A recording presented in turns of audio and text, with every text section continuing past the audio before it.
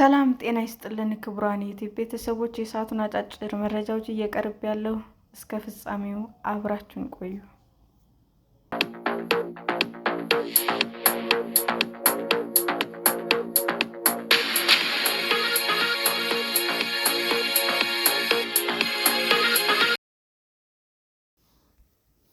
ኢራን እና እስራኤል ለምን መደበኛ ጠላቶች ሆኑ?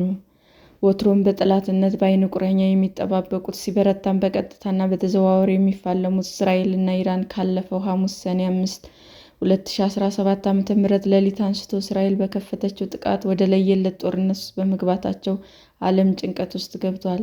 እስራኤል በኢራን ዋና ከተማና በተለያዩ የሀገሪቱ ክፍሎች ውስጥ በፈጸመችው ከባድ ጥቃት በርካታ የሀገሪቱ ከፍተኛ የጦር አዛዦች እና የኒውክሌር ሳይንቲስቶች ሲገደሉ፣ የኒውክሌር ተቋማትና ወታደራዊ መሠረተ ልማቶች ላይም ጉዳት መድረሱ ተዘግቧል። ይህንን ጥቃት ተከትሎ ኢራን በበኩሏ የአጸፋ እርምጃ በመውሰድ በርካታ የእስራኤል ከተሞችን በሚሳይሎችና በድሮኖች አጥቅታለች። ከዚህም ዕለት በኋላ የእስራኤል ጥቃት የቀጠለ ሲሆን የኢራንም የአጸፋ ምላሽ እንደቀጠለ ነው። እስራኤል ኢራን አውዳሚውን የኒውክሌር ጦር መሳሪያ ለመታጠቅ ከጫፍ ደርሳለች፣ ይህም በሕልውናዋ ላይ የተጋረጠ ስጋት ነው ስትል የምትከስ ሲሆን፣ ኢራንም በበኩሏ እስራኤል ሉዓላዊነቷን እየተጋፋች በመሆኗ ራሷን ከመከላከል ወደ ኋላ እንደማትል አሳውቃለች። በዚህ ምክንያት የሁለቱ ሀገራት ድንበር ዘልቆ በመጠቃቃት ወደ አውዳሚው የኒውክሌር ጦርነት እንዳያመራ ዓለም ስጋት ውስጥ ገብቷል። የመንግስታቱ ድርጅትና በርካታ ሀገራት እስራኤልና ኢራን ወደ ተባባሰ ሁኔታ ከመግባት እንዲቆጠቡ ጥሪ ሲያቀርቡ፣ አንዳንድ ሀገራት ከእስራኤል መቆማቸውን ሲያመለክቱ፣ ሌሎች ደግሞ የእስራኤልን ጥቃት አውግዘዋል።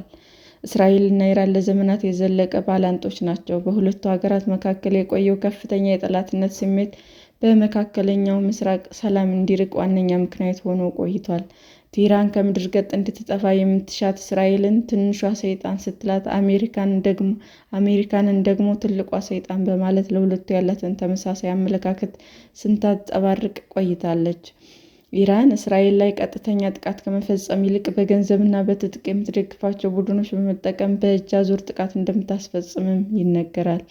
የቴህራን የቴል-አቪቭ ጠላት ምንጭ ምንድን ነው?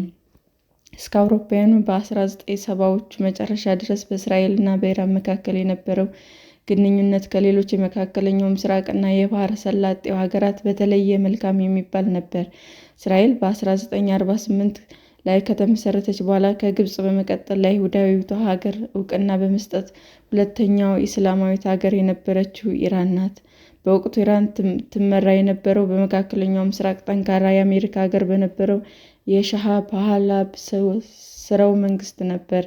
እንደ አውሮፓውያን አቆጣጠር በ1979 ላይ የኢራን እስላማዊ አብዮት ተከትሎ መንግስታዊ ለውጥ ሲደረግ በሁለቱ ሀገራት መካከል ያለው ልዩነት መልኩን ቀየረ። የአያቶላህ ኾሜኒ እስላማዊ አብዮት የሻህ መንግስት ከርሶስ ራሱን የጭቁኖች መሪ አድርጎ ብቅ ሲል፣ የመንግስታቸው ዋነኛ መለያም የአሜሪካና የአጋሮቿን ኢምፔሪያሊዝም መቃወም ሆነ። የአያቶላህ አስተዳደር ኢራን ከእስራኤል ጋር የነበራትን ግንኙነት አቋርጣ ለእስራኤል ፓስፖርትም እውቅና ነስቶ በቴህራን የነበረውን የእስራኤል ኤምባሲን የእስራኤል መንግስት ሲዋጋ ለነበረው ለፍልስጤም ነፃነት ድርጅት አሳልፎ ሰጠ።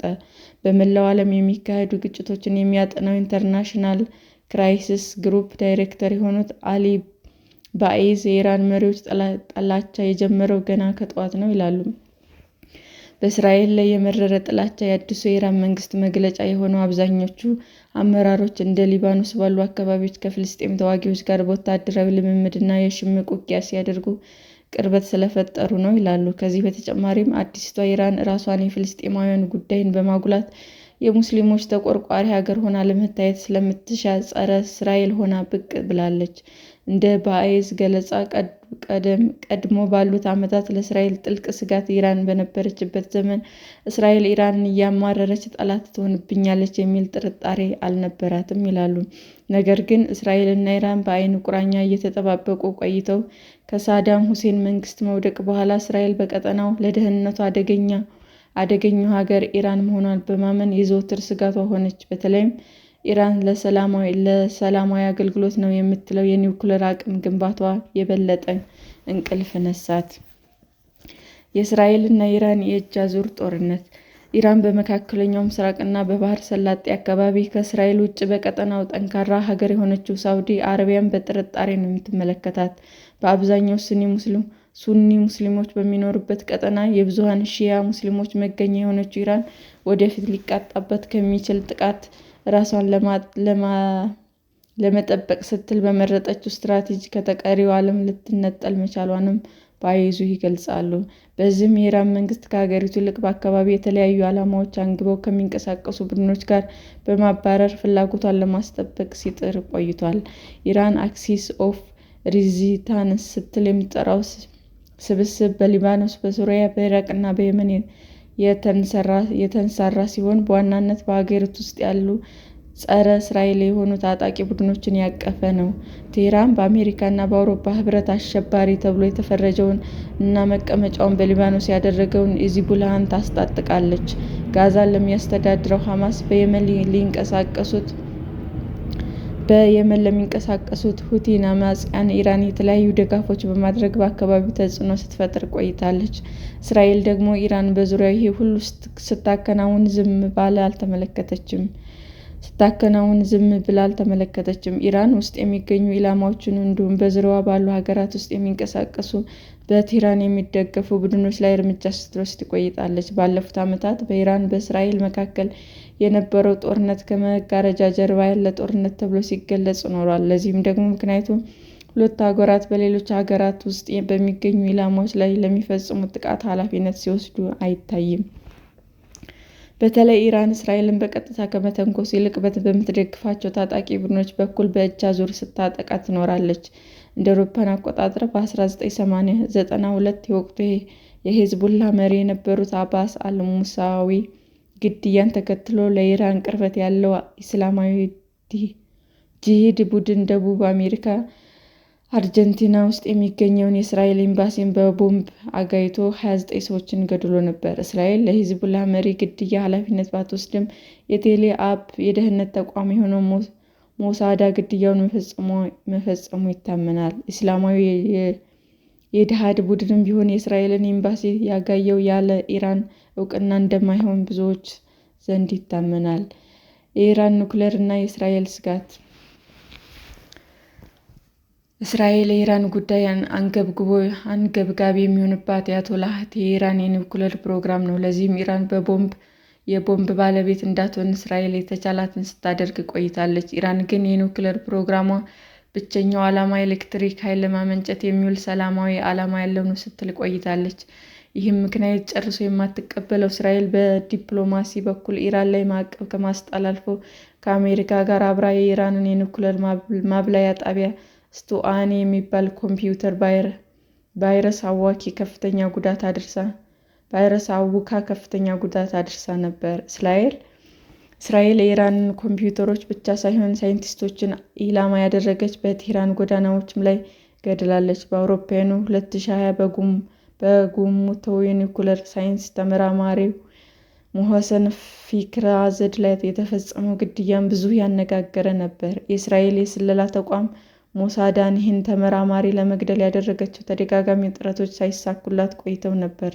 ከ5 ዓመታት በፊት ከኢራን መዲና ቴህራን ወጣ ብሎ ከሚገኝ ስፍራ ፋክሪዛሃድን የመግደሏ ውጥኑ ሰምሮላታል። ኢራንም ብትሆን በእስራኤል ላይ ድሮኖችንና ሮኬቶችን ስታስወነጭፍ እንዲሁም የእስራኤልን ተቋማት ላይ ሳይበር ጥቃት ስትፈጽም ቆይታለች። የአረብ አብዮትን ተከትሎ እንደ አውሮፓውያን አቆጣጠር 2011 በሶሪያ የተቀሰቀሰው የእርስ በርስ ጦርነት ሌላኛው የእስራኤልና የኢራን የቅራኔ ምንጭ ነው። ምዕራባውያን እንደሚሉት ከሆነ አመጽ የተነሳባቸው ፕሬዝዳንት ባሻር አልአሳድን በስልጣናት ለማቆየት ኢራን ጦር መሳሪያ፣ ገንዘብ እና ስልጣን የሚሰጡ የጦር መኮንኖችን ልካለች። እስራኤል ደግሞ ጠንካራው የሊባኖስ ሂዝቡላህ ቡድን ከኢራን የሚያገኛቸው ድጋፎች በሶሪያ በኩል የሚያልፈው ስለነበሩ የባሻር አል-አሳድ መንግስት መወገድን አጥብቃ ትሻ ነበር። እስራኤል እና ኢራን በየብስ ላይ ከመጋረጃ ጀርባ የሚያካሂዱት ጦርነት ወደ ባህር ላይም ተሸጋግሮ በተለያዩ ጊዜያት በመርከብ የጉዞ መስመሮች ላይ ስጋት ሲደቅኑ ቆይቷል። እንደ አውሮፓውያን አቆጣጠር 2021 ላይ እስራኤል ዕቃ ጫኝ መርከቦቿ ላይ በኦማን ባህረ ሰላጤ በኩል ሲያልፍ በኢራን ጥቃት እንደተፈጸመባቸው ከሳለች። ኢራን ደግሞ ቀይ ባህር ላይ ሲጓዝ በነበረው መርከቧ ላይ ለደረሰው ጥቃት እስራኤልን ተጠያቂ አድርጋለች። እንዲሁም እስራኤል በጋዛ ላይ ጥቃት መክፈቷን ተከትሎ የየመን ሁቲዎች በቀይ ባህር በኩል የሚያልፍ የእስራኤልን የወዳጆቿ ምዕራባውያን መርከቦች ኢላማ አድርገው ሲያጠቁ ቆይተዋል። የሐማስ ጥቃትና የሁለቱ ሀገራት ፍጥጫ መስከረም 26 2016 ዓ.ም የጀመረው የጋዛ ጦርነት መካከለኛው ምስራቅን ብሎም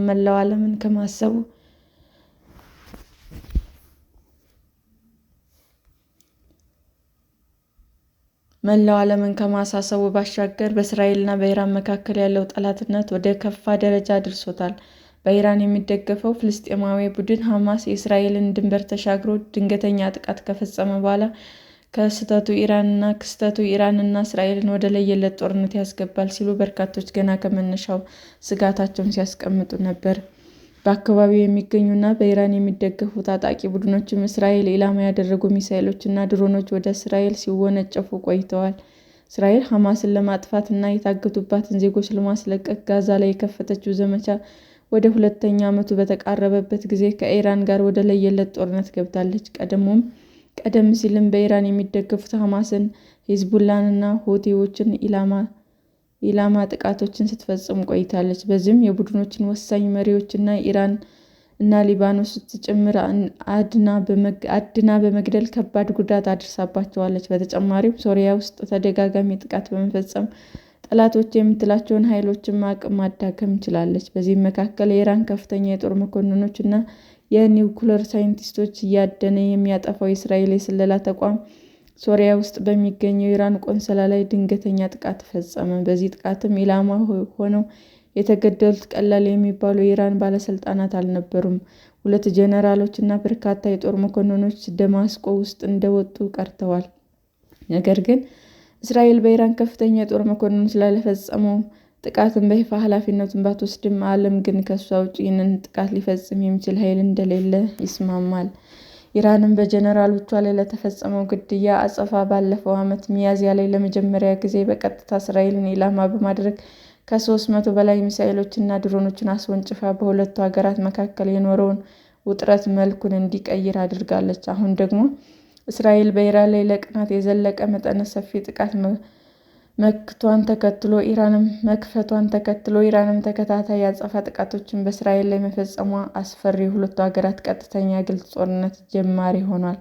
እስራኤል የኢራን ወታደራዊ ኃይል ለማንኮታኮቻ፣ ኢራን ደግሞ ለተፈጸመባት ጥቃት አጸፋ ለመመለስ ያላቸውን አቅም ሁሉ እየተጠቀሙ ነው። ይህ ጦርነት አውዳሚው የኒውክሌር ጦርነት እንዳያመራ ዓለም ስጋት ውስጥ ጥሏል። እስራኤል ኢራንን ለማንበርከክ የጀመረችውን ዘመቻ ከቀጠለች ኢራን ያሏትን አማራጮች ከመጠቀም ወደ ኋላ ላትል ትችላለች። ለዚህም ነው የዓለም ሀገራት መጠቃቃቱን በቶሎ እንዲያቆሙ እየወተወቱ ያሉት። ሰላም ጤና ይስጥልን ውድ የዩቲዩብ ቤተሰቦቼ እንዴት ናችሁ? አዲስ ጀማሪ ነኝና ሰብስክራይብ ያደረጋችሁ አበረታቱኝ። አመሰግናለሁ። ክቡራን የዩቲዩብ አድማጮቻችን ለሰዓቱ ያቀረብኩላችሁ አጫጭር መረጃዎች ይህንን ይመስል ነበር። በሌላ መረጃ እስክንገናኝ ሼር፣ ላይክ፣ ሰብስክራይብ እንዲሁም ቢቀርብልን የምትሉት መረጃ ካለ ኮሜንት እያደረጋችሁ ቸር ቆዩን።